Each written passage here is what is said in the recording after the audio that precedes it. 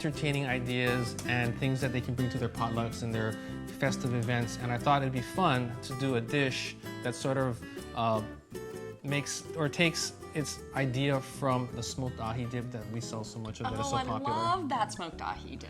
I also thought it would be fun to incorporate using, you know, our store's poke, because as you know, we are always home for poke, right? Yes, yes. And so anyway, let's get started. I'm starting with, this is shoyu ahi poke, and I got some from the store, and I asked them. I don't see any shoyu. Exactly right. So I asked them not to put the shoyu. You know when you go to the stores, right, they'll ask you, because sometimes it gets too colored. Right. So I said, give me the shoyu ahi poke without the shoyu, and it's gonna be easier for me to cut it. So I'm gonna take I'm gonna chop this, and we're gonna start that as the base. Okay. Now, and you could use any kind of poke, or do we have to use that one? You can use any. Now, the recipe calls for that kind of poke, but if you have a preference, you really like the lemon one better, or you like the oyster sauce, you can totally use that. It just changes the recipe a little bit. Okay. But it's all about preference, right? And this recipe I would use as a framework. So start with this, and then adjust it to your liking, and everyone's gonna have their own special version. It's gonna be your own recipe then. Is there a trick to chopping, or any particular size you're going for?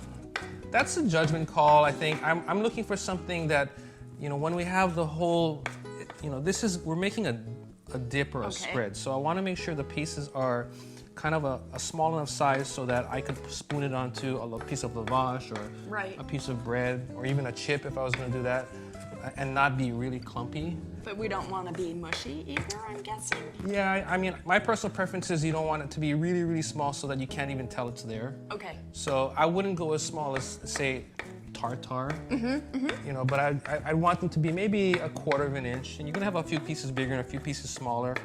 But, you know, I think the nice thing about the dish is I'm trying to find this right balance of having a lot of ahi in there and having this nice rich creaminess and not having one too much or the other. Okay. Well, I'm watching you chop and talk at the same time, and I'm kind of amazed that you can do that. That was one of the classes we had to take at culinary school, yeah. So anyway, just for videos. Yeah, it was media production. So I'm gonna put this in here now. Okay. And while I'm gonna move on to green onions and cilantro. And more chopping and talking. Yeah, exactly. And well, I'm gonna just chop and you can talk. Okay. But here's some ingredients. Why don't you go ahead and put the rest of the ingredients here into the dish? So pickled ginger and put it all? Yeah, all of it. And again, we chopped it. You know, we minced it fine. We want it to be small enough so that it evenly balances the whole dish. And then sour cream? Yep. And are the amounts kind of just to taste and what you like, or are you trying to get a certain kind of consistency? Use the recipe to start, okay. And then after you sort of look at it, then you can decide how you want to go.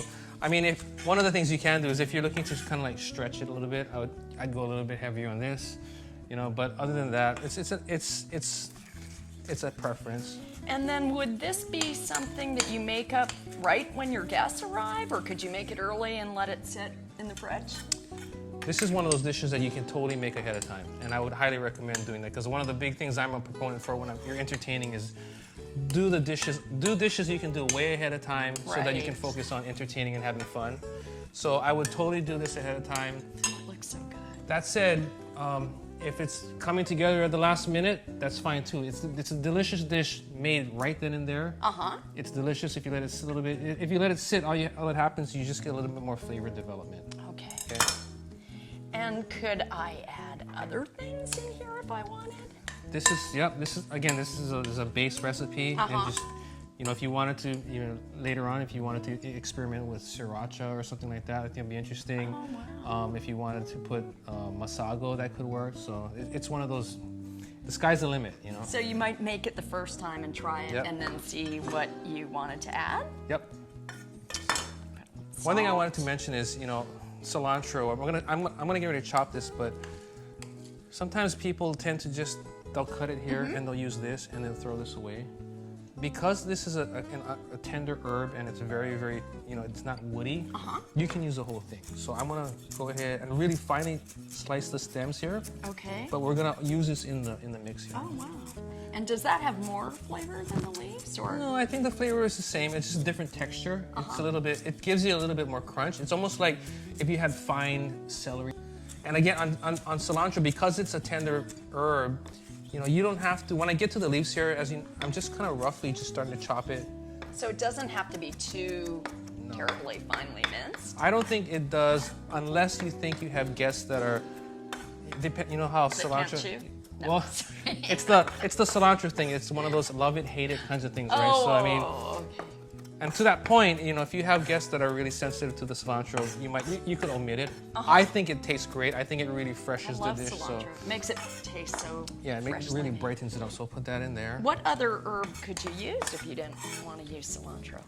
Well, we got the green onions. I suppose you could put basil. Oh, You know, yeah. basil would be a good herb. I wouldn't go.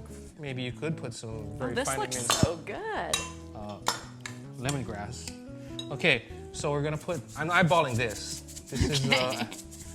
That is. Oh yeah, that is exactly a half a teaspoon. So sesame seeds that are toasted.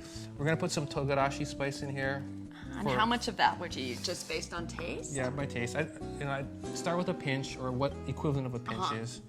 Some sesame oil. We're gonna put a dash of that in there. And then I'll put a dash of shoyu. Go ahead and mix all of that. Okay. Now, if you bought the poke that already had the sauce on it, Yeah.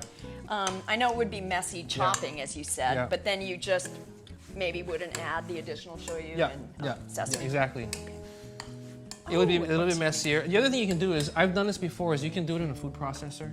But the reason I wanted to show it this way is if you put it in a food processor, the friction from the blades and the speed of the blade tends to make it more of a tartar. Oh, right, And so it's just a right. consistency thing. So Okay. I like it this way better. You can tell me what you think. All right. Okay, so we have a little plate here, and we've got lavash and some baguette. Why don't you go ahead and spoon some of that in here? and Would then this work on chips with chips chips is as good. well? Chips is really good. Okay. Yes, kettle chips. Oh, that sounds Really, really, really yummy. Okay, how about that? Give it a little more? Yeah, we'll mound it.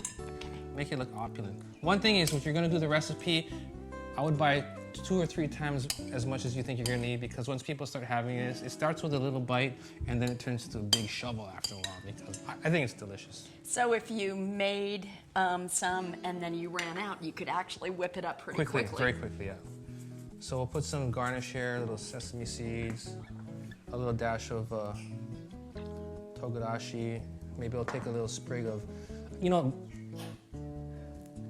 eating or dining is such a visual thing, right? Yes. So I think it's really important to start with something that's beautiful while your guests that way, and then take it from there. But this is really a simple dish, right? We have some lavash, and we've got our baguette, and we've got our Oh my creamy gosh, ahi it looks dip. beautiful. So I guess the Did we proof is get in the to pudding. try Yep, it? proof is in the pudding. Which one are you gonna go with? I'm gonna go with lavash. Okay, I'll put some on here. Okay. Oops. There you go. Oh, thank you. And I will go lavash as well. That is amazing. So good. It's Tastes bright. so fresh. I think people don't expect the pickled ginger to kind of be bright like that, and the acid just kind of jumps out. So here you go. We have a creamy ahi dip for your next get-together, next occasion. And for more recipes like this, where can you find them? Visit us at foodland.com.